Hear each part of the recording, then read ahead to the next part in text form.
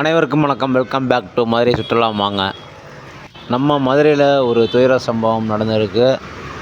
என்னன்னு கேட்குறீங்களா, நம்ம மதுரை மீனாட்சி பஜார் நேற்று ஒரு நல்ல நாளில் ஒரு தீ விபத்து நடந்திருக்கு. இந்த ஃபயர் ஆக்சிடென்ட் பற்றி நம்ம விசாரித்ததில் வெளியில் அங்கே கடைகளில் கேட்டப்போ மொபைல் பேட்ரி வெடித்ததாக சொல்கிறாங்க.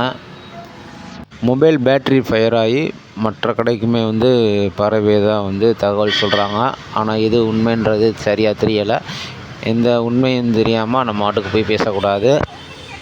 ஸோ இந்த ஃபயர் ஆக்சிடென்ட்டை பற்றி காவல்துறையினர் விசாரிச்சுக்கிட்டு இருக்காங்க.